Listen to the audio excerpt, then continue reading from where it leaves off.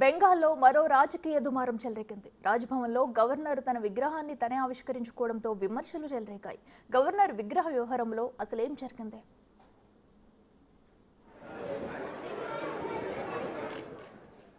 Bengal governor CV Anand Bose కొత్త వివాదంలో చిక్కారు. రాష్ట్ర గవర్నర్గా 2 ఏళ్ల పదవీకాలం పూర్తి చేసుకున్న సందర్భంగా తన విగ్రహం తానే ఆవిష్కరించారు.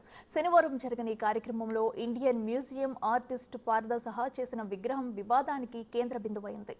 గవర్నర్ 2 ఏళ్ల వేడుక సందర్భంగా ఎన్నో కార్యక్రమాలు జరిగాయి. వీటిలో చిత్రలేఖనం, తదితర ఆర్ట్ కాంపిటీషన్లు జరిగాయి.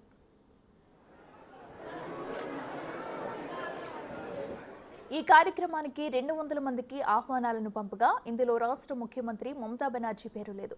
దీంతో ఇదో వివాదంగా మారింది.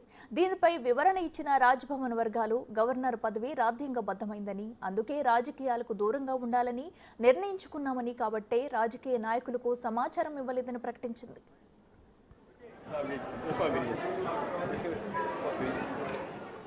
ఇదిలా ఉంటే గవర్నర్ తన విగ్రహం తానే ఆవిష్కరించిన వ్యవహారంలో తీవ్ర స్థాయిలో దుమారం రేగింది. ఇది సిగ్గుచేటు విషయమని బెంగాల్ సంస్కృతికే మాయని మచ్చగా అభివర్ణించారు కాంగ్రెస్ అధికార ప్రతినిధి సౌమ్యరాయ్.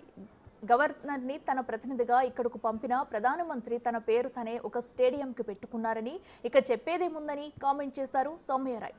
రాజ్భవన్లో విగ్రహం పెట్టడం రాష్ట్రానికే దౌర్భాగ్యమని సిపిఎం కేంద్ర కమిటీ సభ్యుడు సుజన్ చక్రవర్తి ఆవేదన వ్యక్తం చేశారు. ఈ విగ్రహ వివాదంపై వివరణిచ్చుకున్నారు గవర్నర్. కొందరు కళాకారులు తమ కళాకృతులను తమకు సమర్పించారని, పెయింటింగులు ఇచ్చిన వారు కొందరైతే కొందరు శిల్పాలను సమర్పించారని, అదే దురదృష్టవశాత్తు తన సొంత విగ్రహాన్ని తానే స్వయంగా ఆవిష్కరించినట్టుగా పేరొచ్చిందన్నారు. ఈ విమర్శల్లో ఎలాంటి నిజం లేదని తేల్చి చెప్పాయి రాజ్భవన్ వర్గాలు.